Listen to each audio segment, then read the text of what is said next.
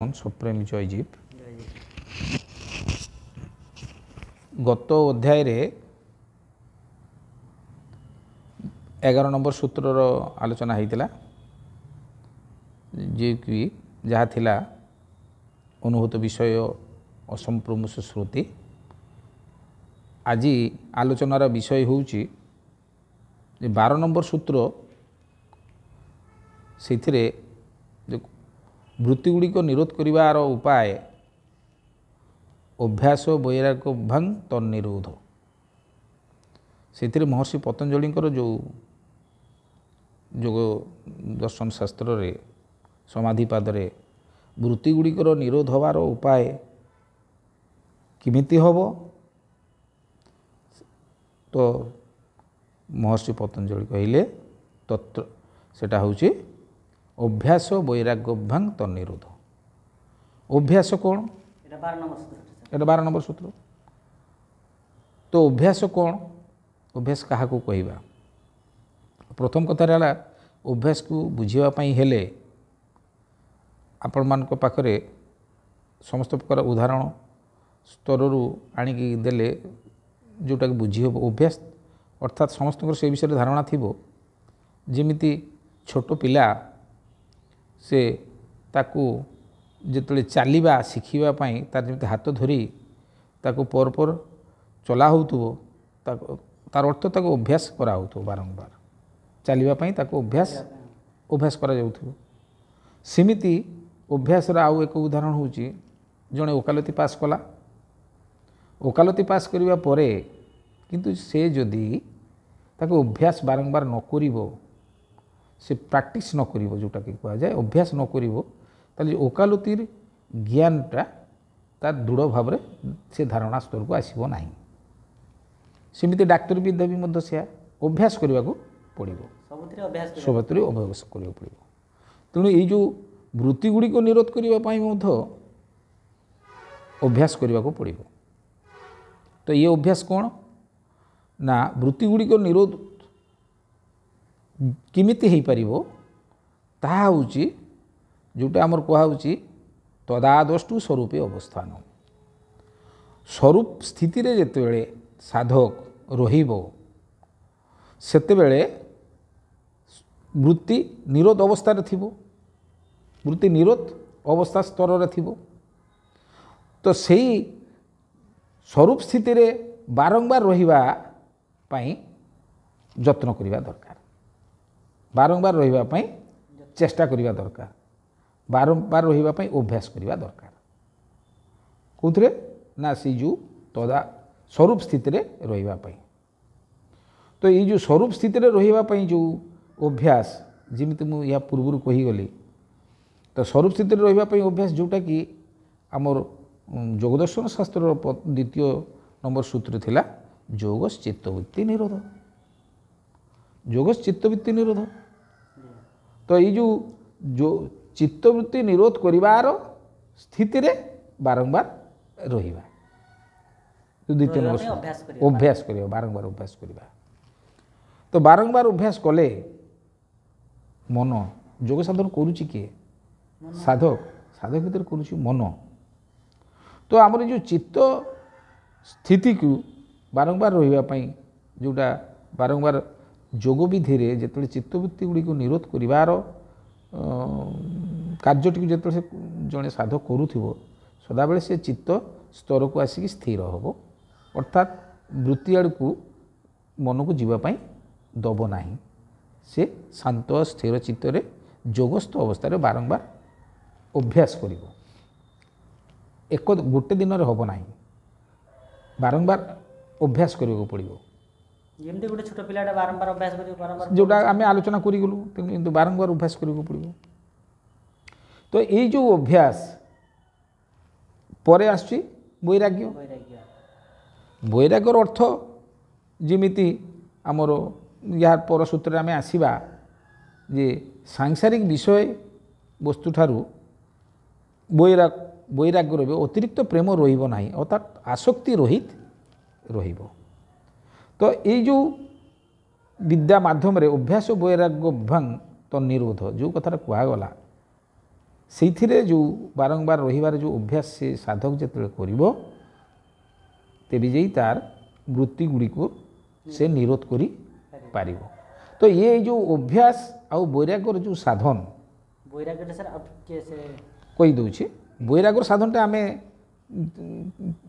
14 number ସୂତ୍ରରେ ଆମେ ତାକୁ ଖୋଲିକି ତାକୁ ସେ ବିଷୟରେ ଆଲୋଚନା କରିବା। 14 ନମ୍ବର ସୂତ୍ର ଯେତେବେଳେ ଆଲୋଚନା ହେବ ତ ତାର ସଂକ୍ଷିପ୍ତ ଆଲୋଚନାରେ ରହୁଛି ଯେ ବୈରାଗ୍ୟ କ'ଣ, ଯେ ନା ସାଂସାରିକ ବିଷୟବସ୍ତୁରେ ଆସକ୍ତି ରଖିବା ନାହିଁ। ସେଗୁଡ଼ା ଆମର ମାନେ ଅର୍ଥାତ୍ ସାଧକ ପାଇଁ ସଂସାର ପାଇଁ ସାଧକ ନୁହେଁ। ଏ ସାଂସାରିକ ସ୍ତରରେ କ'ଣ ହେଉଛି, ମନୁଷ୍ୟ ଭୋଗ ବିଳାସରେ ବୁଡ଼ି ରହୁଛି। ଆଉ ଭୋଗ ବିଳାସରେ ବୁଡ଼ି ରହୁଛି ଦେଇକି କହୁଛନ୍ତି ଏ ସଂସାର ଆମକୁ ବନ୍ଧନରେ ବାନ୍ଧିଛି, କିନ୍ତୁ ସଂସାର ବନ୍ଧନରେ ବାନ୍ଧି ନାହିଁ। ପ୍ରକୃତରେ ଆମେ ସଂସାରକୁ ବାନ୍ଧିକି ରହୁଛୁ, ଆମେ ସଂସାରକୁ ଧରିକି ବାନ୍ଧିଛୁ। ସେଠି ସଦ୍ଗୁରୁଦେବ ଏକ ଉତ୍ତର ଦେଇଛନ୍ତି। ସେଠି ସଦ୍ଗୁରୁଦେବ ଏକ ଆଲୋଚନା ମାଧ୍ୟମରେ ସେ ଉତ୍ତର ଦେଇଛନ୍ତି। ଯେମିତି ଗୋଟିଏ ଗାଈଟିକୁ ଜଣେ ଧରି ବାନ୍ଧି ଜଣେ ଲୋକ ଯାଉଥିଲା, କିନ୍ତୁ ଗାଈ ଯେତେବେଳେ ବାଟରେ ଯାଉଛି ସେ ଏଣେ ତେଣେ ଦୌଡ଼ି ଯାଉଥିଲା, ଇଏ କିନ୍ତୁ ଦୌଡ଼ି ଧରୁଥିଲା। ଆଉ ଏଣେ ତେଣେ ଦୌଡ଼ି ଯିବା ସଙ୍ଗେ ଇଏ ବି ମଧ୍ୟ ଏ ଲୋକଟି ବି ମଧ୍ୟ ତା ସହିତ ଦୌଡ଼ା ଦୌଡ଼ି କରୁଥିଲା, ଆଉ ସେଥିରେ ବ୍ୟତିବ୍ୟସ୍ତ ହେଉଥିଲା। ଗାଈଟା ତାକୁ ଇଆଡ଼କୁ ଟାଣୁଛି, ସିଆଡ଼କୁ ଟାଣୁଛି, ଇଆଡ଼େ ସିଆଡ଼େ ଯିବା ଆସିବା କରୁଛି। ତ ସେତେବେଳେ ଜଣେ ଆତ୍ମଜ୍ଞାନୀ ପୁରୁଷ ତାଙ୍କୁ ପଚାରିଲା ଯେ ତମେ ଗାଈକୁ ବାନ୍ଧିଛ, ଗାଈକୁ ବାନ୍ଧିକି ନେଉଛ ନା ଗାଈ ତୁମକୁ ବାନ୍ଧିକି ନେଉଛି? ସେ ଲୋକଟି ଉତ୍ତର ଦେଲା ନା ମୁଁ ଗାଈକୁ ବାନ୍ଧିଛି। ନା ତମେ କାହିଁକି କହୁଛ ଗାଈଟା ଇଆଡ଼େ ସେ ଟାଣୁଛ, ତମେ କାହିଁକି ଦୁଃଖ କଷ୍ଟ ପାଉଛ? ଯେହେତୁ ଗାଈ ସହିତ ତୁମର ସମ୍ପର୍କ ରହିଛି, ଗାଈର ବେକରେ ବାନ୍ଧୁଥିବା ଦୌଡ଼ିଟି ତୁମ ହାତରେ ଅଛି, ତ ଗାଈକୁ ବନ୍ଧା ହେବା ସହିତ ତୁମର ହାତରେ ବି ବନ୍ଧା ହେଇଛି। ତେଣୁ ଗାଈ ଏଣେ ତେଣେ ହେବ ମାନେ ତୁମେ ବି ଏଣେ ତେଣେ ହେବ। ଆଉ ଏଣେ ତେଣେ ହେବା ଦ୍ୱାରା ଯେଉଁ ଦୁଃଖ କଷ୍ଟ ଭୋଗିବ ସେଥିରେ ଗାଈ ଦାୟୀ ନୁହଁ, ଦାୟୀ ତମେ। ସେତେବେଳେ ସେ ଲୋକଟା ବୁଝିଗଲା, ତାକୁ କହିଲା ମୁଁ ଛାଡ଼ିଦେଲେ ପଳେଇବ। କହିଲା ହଁ ଛାଡ଼। ତେଣୁ ସାଂସାରିକ ବିଷୟଟା ବି ଠିକ୍ ସେୟା, ବିଷୟବସ୍ତୁ ଯେଉଁ ସାଂସାରିକ ବିଷୟବସ୍ତୁ ଯେ ଭୋଗ କରୁଛି, ସେ ଭୋଗ ସ୍ତରକୁ ଯାଇକି କ'ଣ କରୁଛି ନା ସାଂସାରିକ କାର୍ଯ୍ୟରେ ଏତେ ମାତ୍ରାରେ ବୁଡ଼ି ଯାଉଛୁ ଯାହାକି ସେଇଥିରୁ ସେ ମୁକ୍ତ ଆଉ ହେଇପାରୁନାହିଁ। ତ ଏହାର ଆଉ ଗୋଟେ ଉଦାହରଣ ଦିଆଯାଇପାରେ। ମଧୁମକ୍ଷୀ ଅର୍ଥାତ୍ ମହୁମାଛି ଯେତେବେଳେ କୌଣସି ତାର ମଧୁର ପାତ୍ରଟିକୁ ଯେତେବେଳେ ସେ ଦେଖିଦେଲା ପ୍ରଚୁର ମଧୁ ଅଛି, ସେ ତାର ମଧୁ ଖାଇବା ଉଦ୍ଦେଶ୍ୟରେ ସେ ତା ଉପରେ ବସିଗଲା। ଯେମିତି ବସିଗଲା ତାର ପର ଗୋଡ଼ ହାତ ସବୁ ସେଇଥିରେ ମଧୁରେ ଯୋଡ଼ି ହେଇଗଲା। ସେ ଆଉ ଖାଇସାରିବା ପରେ ଆଉ ଉଡ଼ି ପାରିଲା ନାହିଁ, ସେଇଥିରେ ବୁଡ଼ି ମରିଗଲା। ଏ ସାଂସାରିକ ମନୁଷ୍ୟର ପରିସ୍ଥିତି ସେୟା, ସଂସାର ତାକୁ ଭୋଗ କରୁଛି। କିନ୍ତୁ ଆତ୍ମଜ୍ଞାନୀ ଯେଉଁମାନେ ବୈରାଗ୍ୟ ଭାବ ଆଣିବ ସେମାନେ କ'ଣ କରିବ, ଯେତିକି ଦରକାର ସେ ସେତିକି ନେବ। ତାର ଗୋଟେ ପାଖରେ ଯେତିକି ସଂସାର କାମ ଯେତିକି ସମୟ ଯେତିକି କରିବା କଥା କରିବ, ତା ବାଦ ଆତ୍ମପ୍ରେମ ନିଜର ଉନ୍ନତି ପାଇଁ ସେ ସାଧନ କରିବ। ବିଭିନ୍ନ ପ୍ରକାର ସତ୍ସଙ୍ଗ ମାର୍ଗରେ ସତ୍ସଙ୍ଗର କାର୍ଯ୍ୟ କରିବ, ଯେତିକି ଦରକାର ସେତିକି ସଂସାର କାର୍ଯ୍ୟ କରିବ। ଉଦ୍ଦେଶ୍ୟ ହେଉଛି ତ ବୈରାଗ୍ୟ ମାନେ ବିରତ ହେବା, ସେ କାର୍ଯ୍ୟରୁ କିଛି ସମୟ ବିରତ ହେବ, ତାର ସଂସାର ପ୍ରତି ତାର ଆସକ୍ତି ତାକୁ କମେଇବାକୁ ପଡ଼ିବ, ଛାଡ଼ିଦେବାର ନାହିଁ। ଏଇ ଯେଉଁ ବୈରାଗ୍ୟର କଥାରେ ଯେଉଁଟା କୁହାହେଉଛି ସାଂସାରିକ ସ୍ତରରେ ଯେଉଁମାନେ ସଂସାର ଛାଡ଼ିକି ଯେଉଁମାନେ ପଳେଇବେ, ହଁ ଯେମିତି ସଂସାର ଛାଡ଼ିକି ଯେଉଁମାନେ କହୁଛନ୍ତି ସଂସାରୀ ସମସ୍ୟା ଭିତରେ ଯେଉଁମାନେ ଜଡ଼ିତ ରହୁଛନ୍ତି, ଜଡ଼ିତରେ ସେମାନେ ବ୍ୟତିବ୍ୟସ୍ତ ହେଇଯାଇକି ସଂସାର ଦୁଃଖ କଷ୍ଟ ଯେତେ ତାକୁ ବ୍ୟତିବ୍ୟସ୍ତ କରି ପକାଉଛି, ସେ ସେତେବେଳେ କ'ଣ କରୁଛି ନା ଯେଉଁଟା ବୈରାଗ୍ୟର ଭାବ ନେଇକି ସେ କ'ଣ କରୁଛି ନା ଗୃହତ୍ୟାଗ କରିଦେଉଛି। ଇଏ ଗୃହତ୍ୟାଗ କଥା ବୈରାଗ୍ୟ ନୁହେଁ।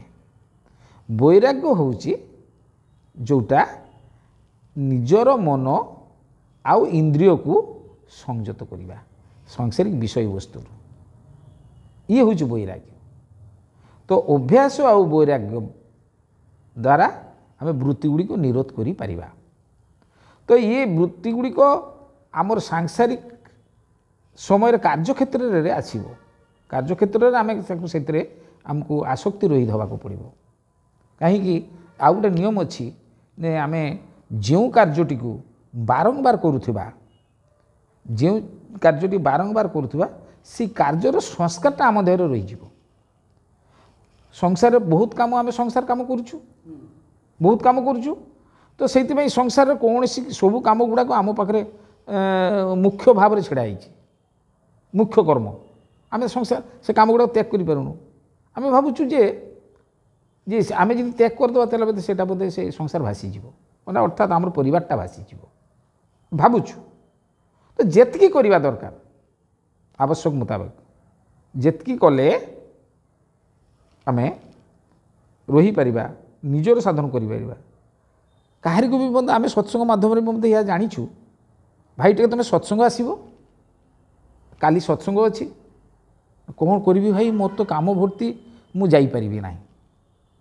ମାନେ ସାଂସାରିକ କାର୍ଯ୍ୟରେ ସେ ଏତେ ମାତ୍ରାରେ ଲିପ୍ତ, ନିଜ ପାଇଁ ସମୟ ଦେଉନି। ସତ୍ସଙ୍ଗରେ ସାଧକର ନିଜର ଉନ୍ନତି ହେବ, ନିଜ ପାଇଁ ସେ ସମୟ ଦେଇପାରୁନି। ତ ଏଇ ଯେଉଁ ସାଂସାରିକ ପ୍ରତି ଅତିରିକ୍ତ ଯେଉଁ ଆସକ୍ତି ଭାବ, ଏଇଥିରୁ ତାକୁ ବିରତ ରହିବାକୁ ପଡ଼ିବ। ଏଇଥିରୁ ବିରକ୍ତର ମାନେ ସେଇଥିରେ ବି ମଧ୍ୟ ଏଇଟା ବି ଗୋଟେ ସାଧନ, ଅଭ୍ୟାସ କରିବା କଥା। ଯେତିକି ଦରକାର ସେତିକି କରିବା, ମାନେ ଅତ୍ୟଧିକ କରିବାର ନାହିଁ। ଯେତିକି ଦରକାର ସେତିକି କରିବା। ତାର ଅର୍ଥ ସଂସାର ଘର ଛାଡ଼ିକି ଯିବାର ନାହିଁ। କାହିଁକିନା ଯୋଗଟା ହେଉଛି ଗୃହସ୍ଥମାନଙ୍କ ପାଇଁ। ଗୃହସ୍ଥ ହିଁ ପ୍ରକୃତ ଯୋଗୀ ହୋଇପାରିବ। ଆଉ ସବୁଠାରୁ ବଡ଼ କଥା ହେଉଛି ଯୋଗୀଙ୍କ ପାଇଁ ବା ସାଧକଙ୍କ ପାଇଁ ଏ ସଂସାରଟା ହେଉଛି ଅନୁଭବପୂର୍ଣ୍ଣ ବିଦ୍ୟାଳୟ। ଆମେ କେତେ ଛାଡ଼ିବାର କ୍ଷମତା ଆମର ଆସିଛି, ଜଣେ ଗୃହସ୍ଥ ହିଁ ସେ ବିଷୟରେ ତାର ଜ୍ଞାନ ହେବ। ଜଣେ ଗୃହସ୍ଥ କି ସନ୍ନ୍ୟାସୀର ସେଭଳି ଜ୍ଞାନ ହେବ ନାହିଁ। କାହିଁକିନା ତା ଭଳି ତା ପାଖରେ ସାଂସାରିକ ସମସ୍ୟା ଆସେ ନାହିଁ କେବେ। ସାଂସାରିକ ସମସ୍ୟା ତା ପାଖକୁ କେବେ ଆସିନାହିଁ। ତେଣୁ ସେ ସଂସାରରୁ ସେ ମୁକ୍ତ ହେବା ପାଇଁ କେବେ ଚେଷ୍ଟା କରିବ ନାହିଁ। କିନ୍ତୁ ସାଂସାରିକ ବିଚାର ତା ଭିତରେ ସବୁବେଳେ ଖେଳି ବୁଲୁଥିବ ମନ ଦେଖିଲେ ମାତ୍ର। ତ ଏ ହେଉଛି ଅଭ୍ୟାସ ବୈରାଗ୍ୟ ଭାଙ୍ଗ। ଅଭ୍ୟାସ ବୈରାଗ୍ୟ ଭାଙ୍ଗ ତ ନିରୋଧ କଲେ ତେବେ ଯାଇକି ସେଟା ନିରୋଧ ହେବ। ଯାଉ ସାର୍, ଆପଣଙ୍କୁ ବହୁତ ବହୁତ ଧନ୍ୟବାଦ ଆଜିକାର ଟପିକ୍ ଆମକୁ ସମୟ ଦେଲେ। ପୁଣି ଆଗାମୀ ଅଧ୍ୟାୟରେ ପୁଣି ନୂଆ ଆଉ ଗୋଟେ 13 ନମ୍ବର ସୂତ୍ରକୁ ନେଇକି ଆସିବ। ଯେଉଁମାନେ ସବୁ ପୂର୍ବ ସୂତ୍ରମାନଙ୍କ ଦେଖି ନାହାନ୍ତି, ବର୍ତ୍ତମାନ 12 ନମ୍ବର ସୂତ୍ରର ଆଲୋଚନା ଚାଲୁଛି, 1, 2 କରି ଆପଣ ପ୍ରଥମରୁ ବର୍ତ୍ତମାନ ଯେତେ ଆପଣ ଚ୍ୟାନେଲକୁ ଯାଇକି ସବୁ ଯେଉଁ ସବୁ ସୂତ୍ରର ଆଲୋଚନା କରାହେଇଛି ଆପଣ ଯାଇକି ଦେଖିପାରିବେ। ସବସ୍କ୍ରାଇବ୍ ଆଉ ଲାଇକ୍ କରିକି ସବସ୍କ୍ରାଇବ୍ କରିବେ। ସବପ୍ରେମୀ ଜୟ। ପୁଣି